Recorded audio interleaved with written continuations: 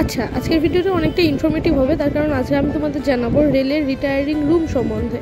আচ্ছা, তোমরা কজন এই রেলের রিটায়ারিং রুমে থেকেছো, সেই এক্সপিরিয়েন্স করেছো, এটা আমার একটু ঝটপট কমেন্টে জানাও তো আমরা ছিলাম অযোধ্যা রেল জাংশনের রিটায়ারিং রুমে। তার কারণ আমরা যখন গেছিলাম অযোধ্যা তখন ওখানে সেরকমভাবে হোটেলের ব্যবস্থা হয়, আর আমরাও আগে কখনো রিটায়ারিং রুম এক্সপিরিয়েন্স করিনি, তো ভাবলাম এক ঢিলে দুই পাখি হয়ে যাবে। তো তোমরা যখন আইআরসিটিসি অ্যাপ থেকে টিকিট কাটবে সেই সময় তোমাদের কনফার্ম পিএনআর থাকলে তবেই তোমরা রেলের রিটায়ারিং রুম বুক করতে পারবে, আর এটা আইআরসিটিসি অ্যাপ থেকেই করতে হবে।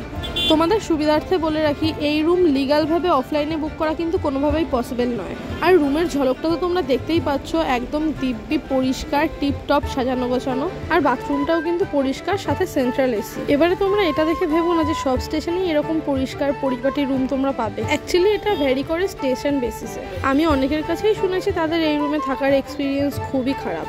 আর এই রুমের একটা বাজে দিক হলো, বুকিংয়ের সময় তোমরা কোনো রকম ছবি বা ভিডিও কিছু দেখতে পাবে না যে রুমটা অ্যাকচুয়ালি কীরকম। আর যেই সব স্টেশনে রিটায়ারিং রুমের ব্যবস্থা থাকবে সেই সব স্টেশনে তোমরা ডরমেটরির ব্যবস্থাও পেয়ে যাবে। তো এই তো আমি শেয়ার করলাম আমার এক্সপিরিয়েন্স, তোমরা কমেন্টে তোমাদের এক্সপিরিয়েন্স শেয়ার করো। আর যদি এই বিষয়ে কোনো রকম কোনো কোয়ারিজ থাকে তাহলে তোমরা আমাকে কমেন্ট করতে পারো, আমি তোমাদের প্রত্যেকের কমেন্টে রিপ্লাই করে দেবো।